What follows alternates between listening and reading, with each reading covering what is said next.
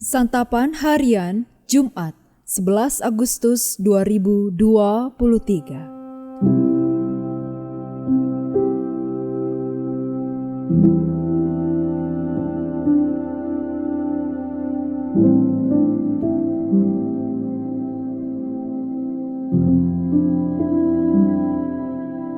Inilah program Santapan Harian, sebuah program yang mengajak Anda menelusuri isi Alkitab, agar Anda menemukan makna firman Tuhan sesuai dengan konteksnya.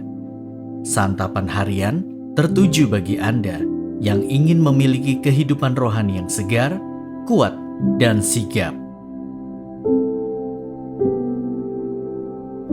Hari ini kita akan membaca 1 Tawarik pasalnya yang ke-13. Namun sebelumnya, mari kita berdoa.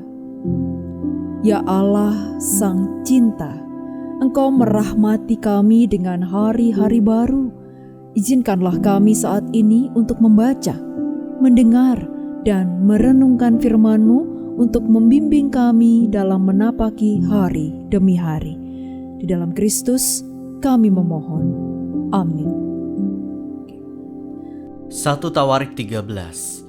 Daud berunding dengan pemimpin-pemimpin pasukan 1000 dan pasukan 100 dan dengan semua pemuka. Berkatalah Daud kepada seluruh jemaah Israel, "Jika kamu anggap baik dan jika diperkenankan Tuhan Allah kita, baiklah kita menyuruh orang kepada saudara-saudara kita yang masih tinggal di daerah-daerah orang Israel, dan di samping itu kepada para imam dan orang-orang Lewi yang ada di kota-kota yang dikelilingi tanah penggembalaan mereka, supaya mereka berkumpul kepada kita. Dan baiklah kita memindahkan tabut Allah kita ke tempat kita, sebab pada zaman Saul kita tidak mengindahkannya." Maka seluruh jemaah itu berkata bahwa mereka akan berbuat demikian, sebab usul itu dianggap baik oleh segenap bangsa itu. Lalu Daud mengumpulkan semua orang Israel dari sungai Sikor di Mesir sampai ke jalan yang menuju Hamat untuk menjemput tabut Allah dari Kiryat Yearim. Lalu Daud dan segenap orang Israel berangkat ke Baala, ke Kiryat Yearim yang termasuk wilayah Yehuda, untuk mengangkut dari sana tabut Allah yang disebut dengan nama Tuhan yang bertahta di atas kerubim. Mereka menaikkan tabut Allah itu ke dalam kereta yang baru dari rumah Abinadab, sedang Usa dan Ahio mengantarkan kereta itu. Daud dan seluruh orang Israel menari-nari di hadapan Allah dengan sekuat tenaga, diiringi nyanyian, kecapi, gambus, rebana, ceracap, dan nafiri. Ketika mereka sampai ke tempat pengirikan Kidon, maka Usa mengulurkan tangannya memegang tabut itu, karena lembu-lembu itu tergelincir. Maka bangkitlah murka Tuhan terhadap Usa, lalu ia membunuh dia oleh karena Usa telah mengulurkan tangannya kepada tabut itu. Ia mati di sana di hadapan Allah. Daud menjadi marah karena Tuhan telah menyambar Usa demikian hebatnya. Maka tempat itu disebut orang Peres Usa sampai sekarang. Pada waktu itu Daud menjadi takut kepada Allah, lalu katanya, "Bagaimanakah aku dapat membawa tabut Allah itu ke tempatku?" Sebab itu Daud tidak mau memindahkan tabut itu ke tempatnya, ke kota Daud. Tetapi Daud menyimpang dan membawanya ke rumah Obed-Edom, orang Gad itu. 3 bulan lamanya tabut Allah itu tinggal pada keluarga Obed-Edom di rumahnya.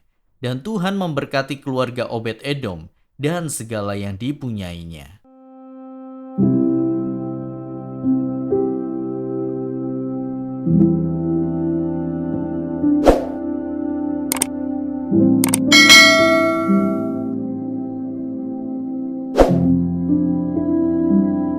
Sahabat Santapan Harian, ketika akhirnya Daud berhasil menjadi raja atas seluruh Israel, ia punya niat yang baik untuk memindahkan tabut Allah dari Kiryat Yearim ke Yerusalem. Tabut Allah itu dinaikkan ke atas kereta yang ditarik oleh lembu yang diantarkan oleh Usa dan Ahio. Tak disangka lembu-lembu itu tergelincir sehingga Usa memegang tabut Allah supaya tidak terjatuh. Seketika itu juga Allah menghukum mati Usa. Karena peristiwa itu Daud menjadi takut dan akhirnya tabut Allah tidak dibawa ke Yerusalem, melainkan ditempatkan di rumah Obed-Edom. Tabut Allah merupakan sebuah peti yang terbuat dari kayu penaga. atau akasia yang dilapisi emas murni di sisi luar dan dalamnya. Tutup tabut yang disebut tutup pendamaian juga terbuat dari emas murni dan terdapat 2 kerup di kedua ujungnya. Di dalamnya ditaruh 2 loh batu yang ditulisi 10 hukum Allah, juga buli-buli emas berisi mana dan tongkat Harun.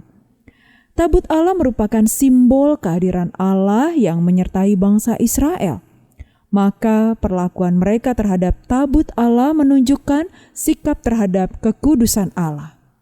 Allah sudah menetapkan bahwa tabut itu harus diangkat oleh orang Lewi yang sudah menguduskan diri dan tidak boleh didekati atau disentuh.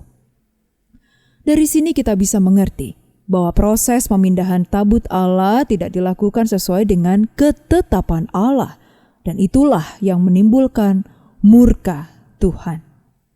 Dalam hidup Kristiani kita saat ini, tidak ada lagi tabut Allah, karena kehadirannya telah nyata melalui Kristus yang telah menebus dan menguduskan kita.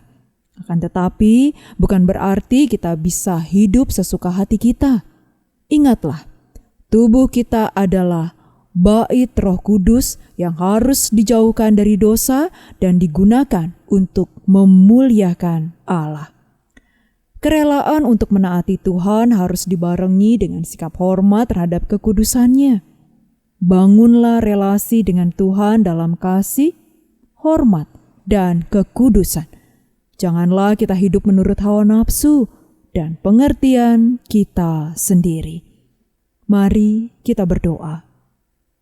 Tuhan, kami mau hidup kudus agar Engkau senantiasa hadir dalam hidup kami. Dalam nama-Mu, Kristus Yesus, kami berdoa. Amin.